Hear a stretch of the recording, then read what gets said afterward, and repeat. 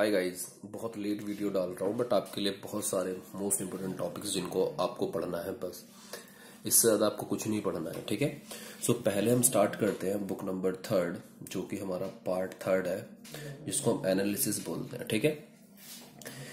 ये बुक्स हमारे 20 मार्क्स की है, जिसमें आई एम 100% श्योर कि आपके 19 मार्क्स कहीं नहीं गए, ठीक है। 1 मार्क्स मैं इसलिए बोल रहा हूँ बिकॉज वो एक नंबर थ्योरी पर डिपेंड करता है कि आपको थ्योरी कितनी आती है, ओके। तो आपको ये देखना है कि आप कितने अच्छे तरीके से मेहनत करते हैं, ओके। तो मैंने बोला क्या है कि आपकी पार्ट जो 3 है वो 20 मार्क्स की, इसमें से 90 मार्क्स श्योर है। कैसे, मैं आपको बताता हूँ 1 बाय 1, ठीक है। देखिए, जिसमें एनालिसिस में आपका चैप्टर 1 जो कि नॉर्मल इंट्रोडक्शन है आपका, ठीक है, बैलेंस शीट के बारे में है। चैप्टर 2 इसमें थोड़ा बहुत थ्योरी का पोर्शन है, बट ध्यान रखिएगा ये जो चैप्टर है मैं आपको इनमें कंबाइंड चीजें बताऊंगा आती क्या है। अब इसमें से अगर 4 मार्क्स में कभी क्वेश्चन आ सकता है, लेकिन ज्यादा चांसेस ये होती है कि जो इसमें क्वेश्चन आएगा वो मैक्सिमम होता है हेड और सब हेड से रिलेटेड होता है। हेड और सब हेड से रिलेटेड होता है। अब हेड और सब हेड में बहुत सारी चीजें जो आप कहोगे हमें क्या सारी की सारी पढ़नी है, तो नहीं, उसमें मिनिमम आपको 5 या 6 आइटम पढ़ने से ज्यादा कुछ भी नहीं पढ़ना है। जैसे four feature, capital reserve, shrinking fund, ये नॉर्मल चीजें हैं। Calls in advance, calls in arrear, taxation, ये सारी चीजें हैं जो इंपॉर्टेंट है, जिसके हेड और सब हेड आपको याद होने चाहिए। तो ये मेनली फोकस देना है यहाँ पर कि यहाँ से इस चैप्टर में से ज्यादा क्वेश्चन नहीं आते हैं, बस यही आता है। या तो वो ये पूछ लेता है बैलेंस शीट जो है हमारा किस शेड्यूल के अंडर प्रिपेयर्ड होता है, कौन सा पार्ट होता है, ये आपको चीजें याद रखनी है। बस समझ में आपको क्या याद रखना है, बस पर्टिकुलरली कुछ चीजें। नेक्स्ट इसके बाद आता है comparative income statement. Comparative income statement, ये मान के चलिए ये क्वेश्चन आपके बोर्ड में छपा हुआ है। ये 4 मार्क्स की आपकी कंपैरेटिव इनकम स्टेटमेंट आती है, ठीक है, 4 मार्क्स में। अगर बाई चांस कभी कोई कहता है कि नहीं सर जी कॉमन साइज, तो मैक्सिमम कंपैरेटिव आती है, मैक्सिमम। लास्ट के आप 10 सालों के पेपर देखेंगे तो 8 सालों में हमेशा से कंपैरेटिव आई। इसका मतलब है कि इस साल भी कंपैरेटिव ही आएगी। अगर कंपैरेटिव नहीं आती है तो वो एक आध चांस होता है कंपैरेटिव आएगी, यानी कि मैं 100% मानूं तो 90% में अभी भी मानता हूं कि कंपैरेटिव आएगी। कंपैरेटिव का आपको पता होगा, previous, current year, then change, और फिर क्या निकालते हैं, percentage. Previous year, current year, change कैसे निकालते हैं, current year minus previous year, change आ गया। और जो ये चेंज आता है, चेंज को हम डेल्टा से डिनोट कर रहे हैं, तो delta divided by previous year करते हैं, इनटू में 100, ये इसकी परसेंटेज चेंज निकल जाती है, ओके। अगर यही कंसेप्ट होता कॉमन साइज का, किसका होता, कॉमन साइज का, अगर ये कंसेप्ट कॉमन साइज का होता तो आपको क्या करना होता है इसमें, तो कॉमन साइज के अंदर क्या करना होता है, प्रीवियस ईयर, करंट ईयर, हमें यहां पे एक ही ईयर से मतलब है, दूसरे ईयर से मतलब नहीं होता। हम इसी ईयर में देखते हैं कि टोटल, इसमें हम सेल्स को बेस मानते हैं। क्या मानते हैं हम, सेल्स को बेस मानते हैं। अगर पहले आइटम का निकाल रहे हो तो जो भी फर्स्ट आइटम होगा डिवाइडेड बाय सेल्स इनटू में 100, तो इसका चेंज निकलेगा प्रीवियस। ऐसे ही करंट ईयर में भी सेपरेट बेस मानते हैं सेल्स और फिर इसको सॉल्व करते हैं, ठीक है। तो आपके लिए कंपैरेटिव इनकम स्टेटमेंट सबसे ज्यादा इंपॉर्टेंट है, जिसको आपको पढ़ के जाना है, ओके। मैंने आपसे प्रॉमिस किया था मैं आपको वही चीजें बताऊंगा जो आपको पढ़नी है, जो इन 2 दिनों में आप अच्छे से प्रिपेयर कर सकते हो। 2 दिन तो बहुत बोल दिए, 1 दिन में भी आप इनको अच्छे से प्रिपेयर कर सकते हो। नेक्स्ट इसके बाद चैप्टर बचता है हमारा रेशियो। देखिए, रेशियो में बच्चे बहुत सारे क्वेश्चन पढ़ते हैं, या तो आपको जो क्वेश्चन मिलेगा वो टर्नओवर रेशियो से आ सकता है। टर्नओवर रेशियो, इसको हम एक्टिविटी रेशियो भी बोलते हैं। क्या बोलते हैं हम लोग, एक्टिविटी रेशियो। इसमें जो क्वेश्चन आता है नॉर्मली डेटर टर्नओवर रेशियो पूछ लेगा, डेटर टर्नओवर रेशियो पूछ लेगा, स्टॉक टर्नओवर रेशियो पूछ लेगा, या वो गिवन होंगे ओपनिंग स्टॉक, क्लोजिंग स्टॉक की डिमांड कर सकता है, ओपनिंग अकाउंट रिसीवेबल या क्लोजिंग रिसीवेबल की डिमांड कर सकता है। लेकिन अगर इसके अलावा रेशियो की दूसरी चॉइस जाती है तो वो क्या करता है, आपको नंबर ऑफ आइटम्स दे देता है, ठीक है। क्या दे देता है, नंबर ऑफ आइटम्स, जिसमें वो पर्टिकुलर डिमांड क्या करता है, वो ऊपर दे देगा ग्रॉस प्रॉफिट रेशियो कैलकुलेट करो, समझ आ गया। या बोल देगा तुम डेटर टर्नओवर रेशियो निकालो, वो कोई भी 3 रेशियो दे देता है या 2 रेशियो दे देता है 4 मार्क्स में। तो आपके लिए सिंपल बात है कि टर्नओवर रेशियोज पर ज्यादा फोकस करो, और दूसरा सारे रेशियोज में से कुछ भी वो 2-3 रेशियो दे देखो, तो नॉर्मल फॉर्मूले आपको याद होने चाहिए, कोई ज्यादा हेक्टिक नहीं है, ठीक है, जिसके लिए आप सोचो कि हाँ भाई हमें बहुत ज्यादा टाइम देना है, तो ऐसा कुछ भी नहीं है। अगर आपको रेशियो के फॉर्मूले याद नहीं है तो घबराइए मत, करंट रेशियो याद होगा, क्विक रेशियो ये तो बच्चे को याद होता है 12th में, क्योंकि स्टार्टिंग यहीं से होती है। उसके बाद टर्नओवर रेशियोज में आप डेटर, क्रेडिटर, स्टॉक के खाली फॉर्मूले पढ़ के जाएं कि फॉर्मूला क्या होता है। अगर फॉर्मूला याद नहीं होता है तो मैं आपको एक हिंट दे देता हूं जो आपके एग्जाम में भी काम आएगी। देखिए, डेटर का रिलेशन होता है क्रेडिट सेल से। टाइम बहुत कम है इसलिए जल्दी बताऊंगा किससे रिलेशन होता है, क्रेडिट सेल से। तो फॉर्मूला इसका बन जाता है जिसका रिलेशन है उसी के टोटल से डिवाइड कर, जैसे क्रेडिट सेल हो गया यहां पर, तो क्रेडिट सेल को डिवाइड कर देते हैं किससे, डेटर, एवरेज डेटर। किससे डिवाइड कर देते हैं, एवरेज डेटर। इसी को अकाउंट रिसीवेबल भी बोलते हैं, ठीक है।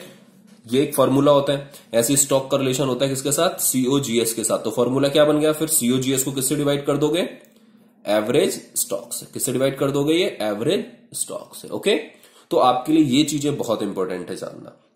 नेक्स्ट, लास्ट बचता है मेरे पास सीएफएस इस बुक का, जो कि मैं टाइम की कमी के साथ ही आपको बता रहा हूं। बाय चांस कोई भी प्रॉब्लम हो तो अभी आप कमेंट करेंगे, मैं उस पर ऑनलाइन आकर के जरूर आपको बताऊंगा। अब डिले कोई भी नहीं करूंगा, ठीक है। तो सीएफएस के अंदर आपको नॉर्मल क्वेश्चन आना चाहिए, जिसमें आपको ऑपरेटिंग एक्टिविटी, इन्वेस्टिंग एक्टिविटी और फाइनेंस एक्टिविटी, 3 एक्टिविटी है। तीनों के फॉर्मेट थोड़े अच्छे से क्लियर होने चाहिए, ठीक है। अब अगर आप इन तीनों एक्टिविटीज के आपको फॉर्मेट आते हैं तो आप इजीली चीजों को कर सकते हैं बिना किसी डाउट के, ठीक है। बाई चांस अब इसमें देखो ये 3 फॉर्मेट हो गए। इसके अलावा जो एक एंट्री आती है वो डेप्रिसिएशन अकाउंट की आपको बताई होगी, कि जिसमें हमारा एसेट्स अकाउंट बनता है और एक्युमुलेटेड डेप्रिसिएशन अकाउंट बनता है। ये 2 अकाउंट बनते हैं जिसके बेसिस पर क्वेश्चन आता है। नेक्स्ट, टैक्स की एडजस्टमेंट आ सकती है कि टैक्स की एडजस्टमेंट क्या होती है। ओके, नेक्स्ट जब टैक्स की एडजस्टमेंट के बाद हम बात करेंगे तो नेक्स्ट जो टॉपिक है हमारा, देखिए फर्स्ट डेप्रिसिएशन, नेक्स्ट टैक्स, और आजकल एक इंटरिम डिविडेंड है जिसके बारे में आपको इन्फॉर्मेशन होनी चाहिए, इंटरिम डिविडेंड। ये 3 एडजस्टमेंट पढ़ के जाइए, चौथी कोई एडजस्टमेंट नहीं आती है, ठीक है। हाँ, एट लास्टली कभी इंटरेस्ट के बारे में आ जाता है क्वेश्चन, तो इंटरेस्ट के बारे में बहुत सिंपल है, आपको पता है कि ऑपरेटिंग में प्लस होता है और फाइनेंसिंग में क्या होता है, माइनस होता है। ये चीजें हमारी, तो उम्मीद करता हूं मैं आप लोगों की थर्ड बुक बहुत अच्छे से आपको समझ में आ गई क्या क्या करना है। एग्जाम पूरा ओवरव्यू एक बार फिर से देता हूं मैं। पहले 20 मार्क्स की बुक है जिसमें से आपके 19 आएंगे ही आएंगे। बस आप जो फोकस करेंगे वो बैलेंस शीट किस शेड्यूल के अंडर बनती है, पार्ट कौन सा है, उसके बैलेंस शीट के सब हेड और हेड याद करिएगा। सब हेड और हेड में बिल्कुल भी कंफ्यूज नहीं होना है। नॉर्मल चीजें पढ़ के जाओ, एकदम शेयर फॉरफिट अकाउंट जो आप सोचते हो कि हाँ भाई ये नहीं आएगा, उसी में से हेड में से पढ़ के जाइए। नेक्स्ट, कंपैरेटिव डन है, कंपैरेटिव पढ़नी है, बहुत अच्छे से करनी है। नेक्स्ट, रेशियो में से मैंने बता दिया, टर्नओवर रेशियोज पर फोकस करके चलो, ओपनिंग क्लोजिंग की डिमांड कर सकता है, या तो डेटर में से आप लोगों को देखना है कि हाँ भाई डेट और टर्नओवर रेशियोज में मैंने हिंट दिया आपको क्या क्या आएगा, और रेशियोज में मैंने बोला है कि नंबर ऑफ आइटम दे देगा 8-10, इसमें से दो रेशियो की बात वो करता है, ठीक है। तो ये क्वेश्चन क्रेज में है वैसे तो, और सीएफएस में नॉर्मल है डेप्रिसिएशन, टैक्स, इंटरिम डिविडेंड और इंटरेस्ट की एडजस्टमेंट। इसके अलावा कोई और एडजस्टमेंट नहीं आएगी, तो आप प्लीज इन पर फोकस करके जाइए, ठीक है। डन। नेक्स्ट, इसके बाद हम बात करते हैं बुक नंबर 2, जो कि हमारा कौन सा है, पार्ट बी में जो मैं आपको बताना चाहता हूं, सबसे पहले आप लोग फोकस करिए इसमें NPO, non for profit organisation. इसमें हमारे 3 टॉपिक हैं। 3 टॉपिक को आप बहुत अच्छे से प्रिपेयर करके जाइएगा। सबसे पहले जो सब्सक्रिप्शन होता है, सब्सक्रिप्शन अकाउंट या सब्सक्रिप्शन स्टेटमेंट, जैसे भी आपको सॉल्व करना आता है वैसे सब्सक्रिप्शन को सॉल्व करिए, क्योंकि कई बार एग्जाम में, पहले भी 12th में ऐसा हुआ है कि 6 मार्क्स में दे देते हैं इस क्वेश्चन को, खाली इनकम एंड एक्सपेंडिचर में सोल्यूशन मांगते हैं, और बैलेंस शीट में अमाउंट को कैसे शो किया जाता है वो पर्टिकुलरली डिमांड की जाती है। नेक्स्ट, इसके बाद जब सब्सक्रिप्शन की बात करते हैं, इसके बाद आता है फंड बेस्ड अकाउंटिंग। बहुत सिंपल है और इतना सिंपल कुछ हो भी नहीं सकता, फंड बेस्ड अकाउंटिंग ये भी आता है। नेक्स्ट, 3rd नंबर पर होता है कंज्यूमेबल आइटम्स। कंज्यूमेबल आइटम्स की कैलकुलेशन की जाती है, देखा जाता है पर्टिकुलरली क्या क्या कंज्यूमेबल आइटम्स में आएगा। तो आपको इन्हीं चीजों पर फोकस करना है कि ऑन एन एवरेज कितना इंपॉर्टेंट है, क्या क्या कैसे कैसे आएगा, तो आपको उसी पर अच्छे से फोकस रखना है।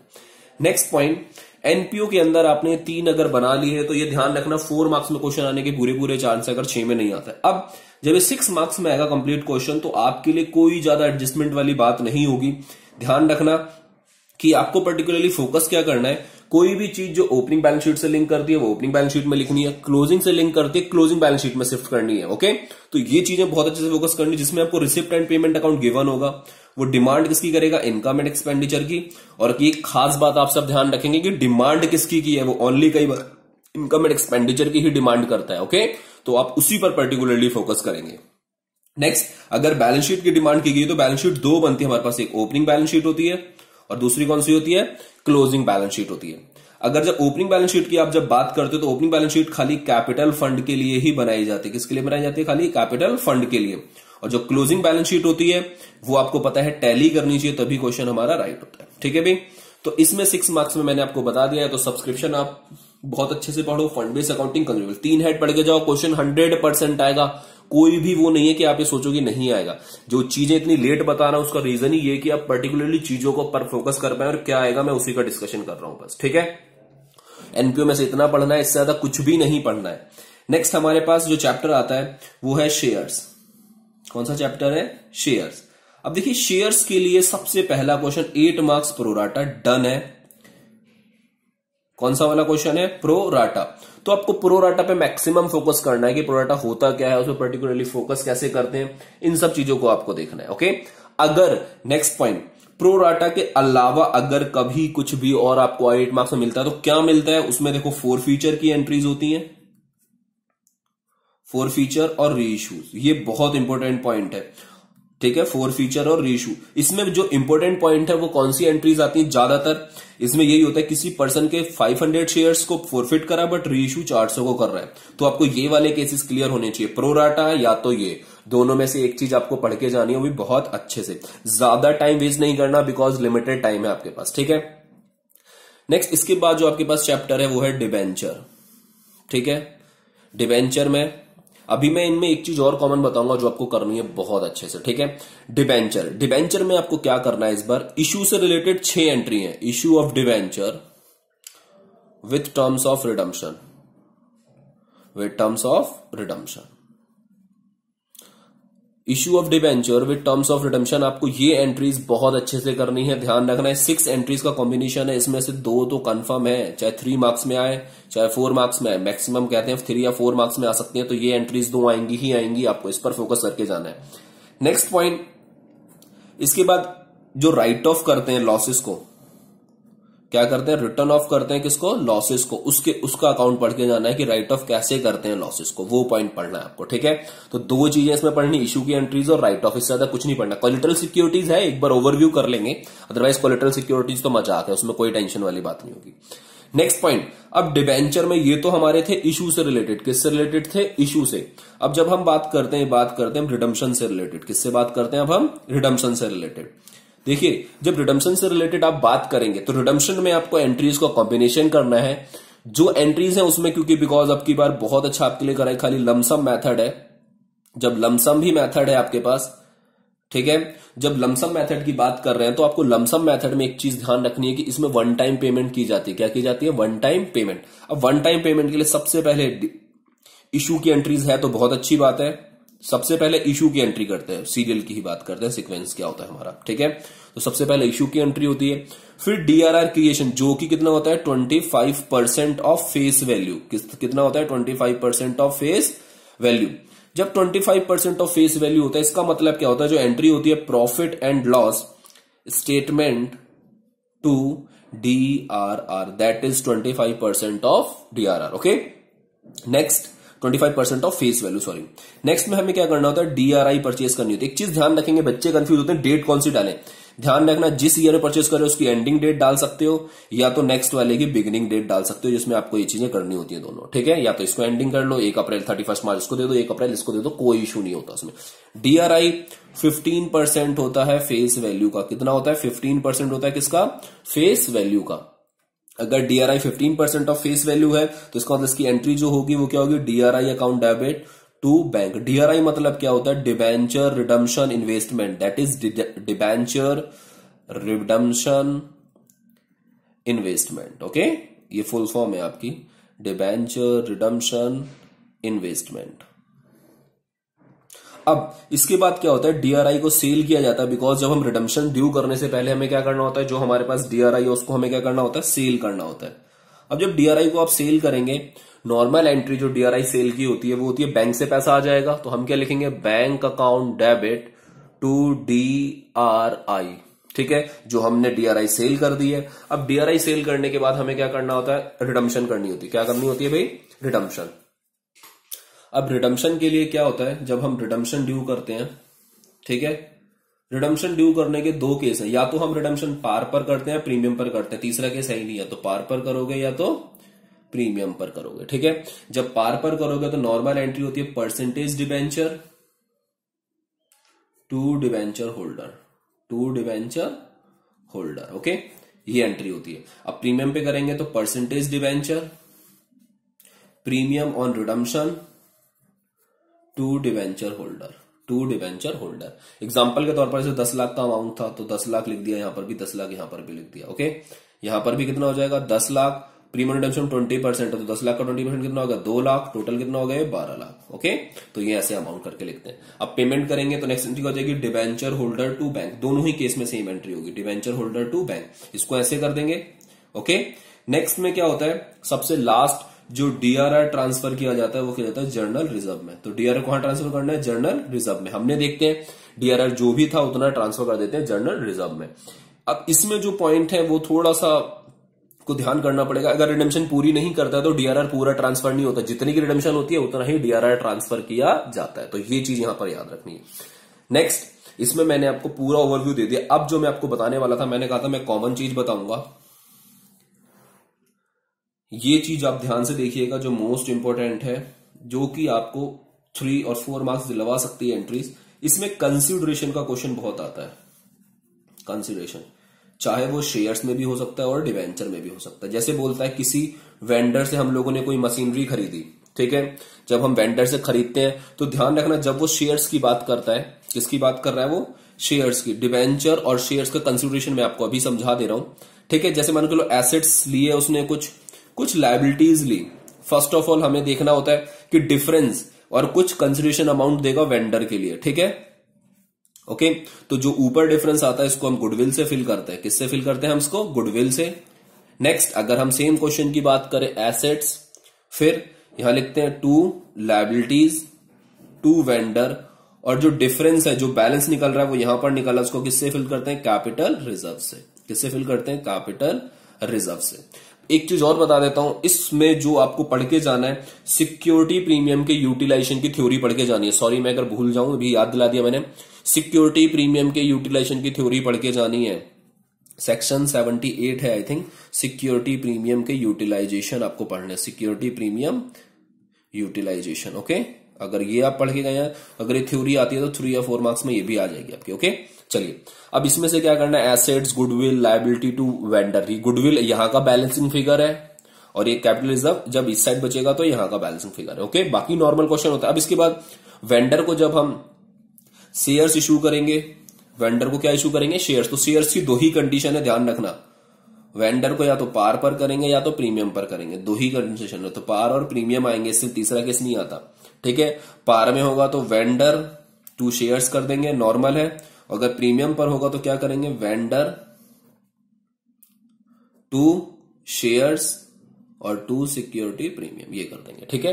Vendor to shares to security premium, ये तरीका है। वेंडर को शेयर्स के केस में यही 2 सिचुएशन होती है, ध्यान रखना, आप पढ़ के जाना। इसमें अंदर क्या आता है, वेंडर को हमने दे दिया कंसिडरेशन, वेंडर को बोलता है इतना % बिल ऑफ एक्सचेंज के थ्रू पे कर दिया, तो बिल ऑफ एक्सचेंज में तुम लोग बैंक यूज करोगे लिखने के लिए, बैंक बी और BR, बैंक यूज करो बेटर रहेगा, बिकॉज बैंक ही यूज करा जाता है, तो बैंक यूज कर सकते हैं आप लोग। समझ में आ गया। जैसे मान लो 10 लाख था, 10 लाख में से बोला 40% उसको बिल के थ्रू पे कर दिया, तो 40% बैंक के थ्रू पे कर देना, रिमेनिंग के शेयर्स इश्यू कर देना। ये क्वेश्चन बहुत आता है, ध्यान रखना। नेक्स्ट, अगर हम बात करें अब की बार किसकी, डिबेंचर की, ओके। तो डिबेंचर के लिए जब हम बात करेंगे, अब डिबेंचर की जब आप लोग बात कर रहे हैं तो डिबेंचर के लिए आप लोगों को जो ध्यान में रखना है वो ये ध्यान में रखना है कि जो डिबेंचर है, डिबेंचर के लिए जब वेंडर को हम शेयर इशू करते हैं उसमें 3 केस होते हैं, या तो पार पर भी हो सकता है, या प्रीमियम पर भी हो सकता है, ठीक है, या डिस्काउंट पर भी हो सकता है। तीनों केसेस अप्लाई होते हैं। एक चीज ध्यान रखना, मैंने बताई नहीं है, वेंडर को हमेशा से डिवाइड करा करो अमाउंट से। वेंडर हमेशा किससे डिवाइड करता है, अमाउंट कितना है। अमाउंट कैसे निकालते हैं, 3 केसेस है, तीनों में अमाउंट भी समझा रहा हूं, पीछे वाले भी वही सेम अप्लाई कर लेना। मान के चलो अगर हमने वेंडर को पार पर इशू करा है तो वेंडर डिवाइडेड बाय 100 रुपए का अमाउंट है तो 100 से डिवाइड करेंगे। प्रीमियम, वेंडर को डिवाइड करेंगे प्रीमियम ऐड करने के बाद, मतलब अगर 20 रुपये प्रीमियम है तो 120 से डिवाइड करेंगे। और डिस्काउंट होगा तो वेंडर को डिवाइड करेंगे किससे, 100 माइनस 20 यानी कि 80 से डिवाइड करेंगे। ये तरीका है जहां पर सबसे पहले तुम्हें नंबर ऑफ डिवेंचर कैलकुलेट करने बहुत जरूरी है। Okay, number of debenture calculate करने के बाद कोई तरीका यहां तो सेम हो जाएगा, vendor to debenture, sorry percentage debenture लगा दीजिए कितनी परसेंटेज है।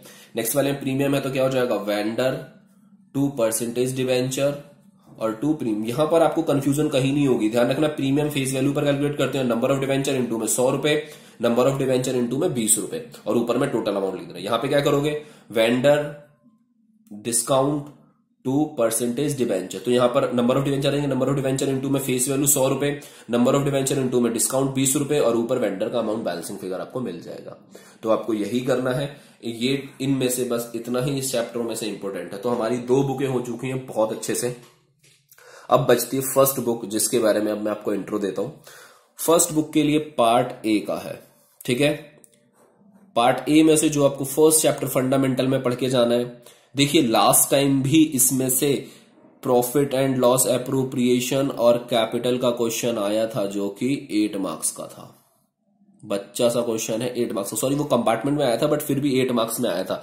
तो आपको कहीं ना कहीं प्रॉफिट एंड लॉस एप्रोप्रिएशन और कैपिटल अकाउंट अच्छे से आना चाहिए बनाना। इसमें ड्राइंग की एडजस्टमेंट आनी चाहिए, इंटरेस्ट ऑन ड्राइंग की आना चाहिए, कैपिटल आना चाहिए, जनरल रिजर्व कैसे क्रिएट करते हैं, कमीशन आना चाहिए। 3 पॉइंट आने चाहिए, चौथे की जरूरत ही नहीं है, ठीक है। लोन वाला पॉइंट आपको पता है कि इसको नेट प्रॉफिट में से माइनस करते हैं, तो लोन वाला पॉइंट भी आपको आना चाहिए। अगर इंटरेस्ट ऑन लोन गिवन नहीं होता तो कितना लेते हैं, उसमें 6% लेते हैं।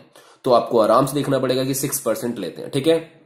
नेक्स्ट पॉइंट, इसके अंदर जो सेकंड पढ़ के जाना है वो एडजस्टमेंट टेबल पढ़ के जानी है। क्या पढ़ के जानी है, एडजस्टमेंट टेबल। ये क्वेश्चन हर बार आता है, हर बार एडजस्टमेंट टेबल का क्वेश्चन आता है, इस बार भी आएगा। एडजस्टमेंट टेबल कंफर्म है 4 मार्क्स में। ध्यान रखना इसमें जर्नल एंट्री सॉल्यूशन होती है, तो प्लीज जर्नल एंट्री बहुत अच्छे से करिएगा, बाकी एडजस्टमेंट टेबल नॉर्मल होती है, ठीक है। नेक्स्ट इसके बाद गुडविल चैप्टर, जो कि हमारे लिए मजाक है। गुडविल में फैक्टर ऑफ एक्टिंग 1 नंबर में आता है। गुडविल कैलकुलेशन किसी भी चैप्टर में वो दे सकता है, तो वो अंडर आपको super profit method, average profit आनी चाहिए, सुपर प्रॉफिट आना चाहिए, ठीक है। कैपिटलाइजेशन में बहुत कम क्वेश्चन होते हैं, बट ये गुडविल में अगर आएगा तो वैसे 1-2 नंबर में ज्यादा इंपॉर्टेंट चैप्टर नहीं होता है। नेक्स्ट होता है change in PSR. Change in PSR, भाई ये क्वेश्चन क्रेज में चल रहा है अभी।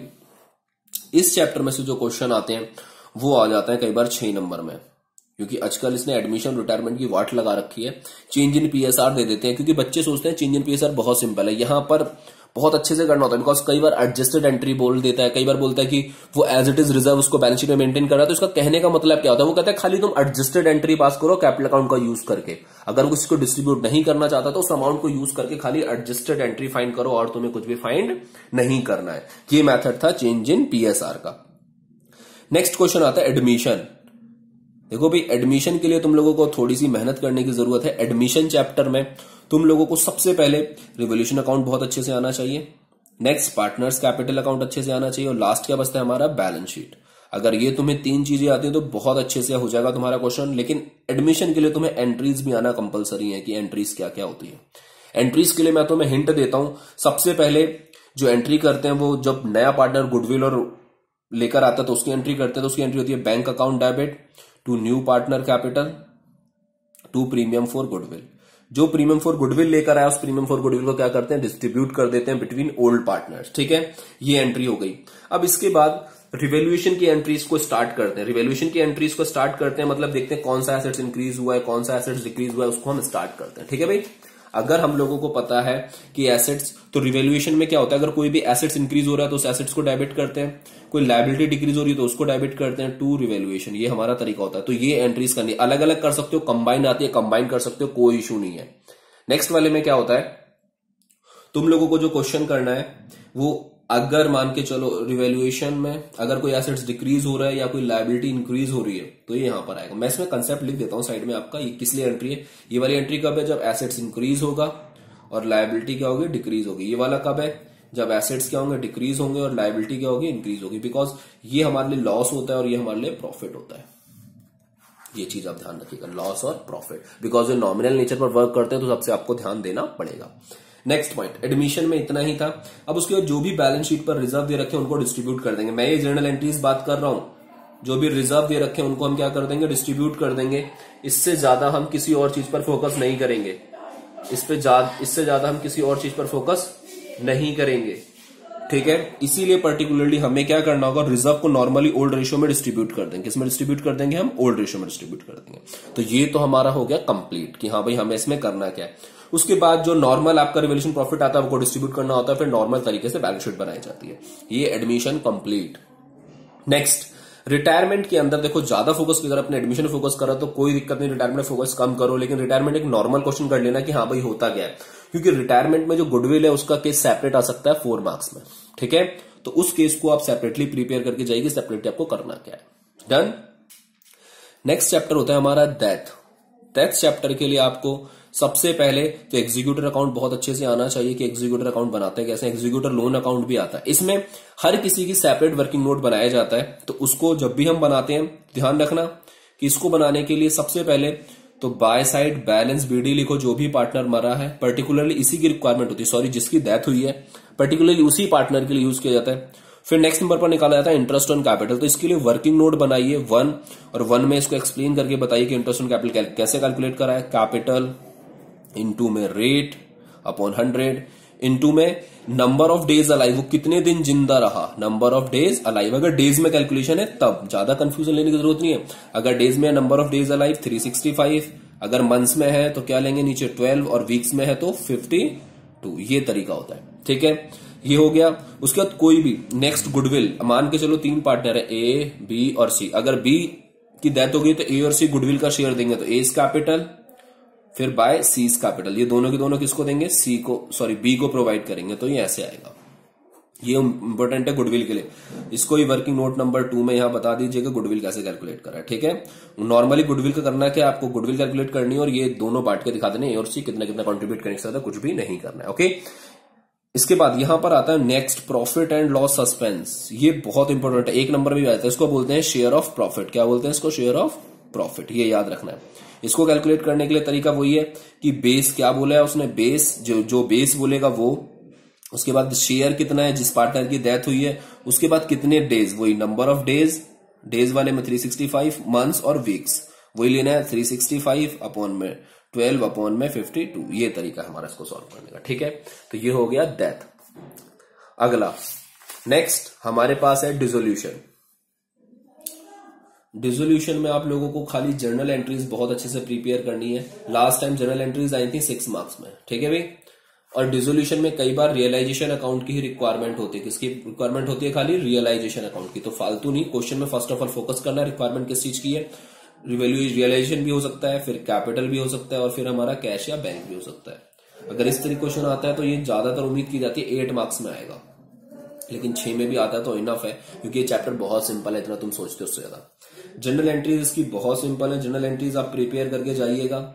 इसमें कुछ एक्सपेंसेस की रिलेशन से रिलेटेड एंट्रीज हैं, वो भी आप अच्छे से करिए। रियलाइजेशन, कैपिटल और बैंक, इन सबों में कुछ भी ज्यादा हार्ड नहीं है, तो आपके लिए सारे चैप्टर इंपॉर्टेंट, ठीक है।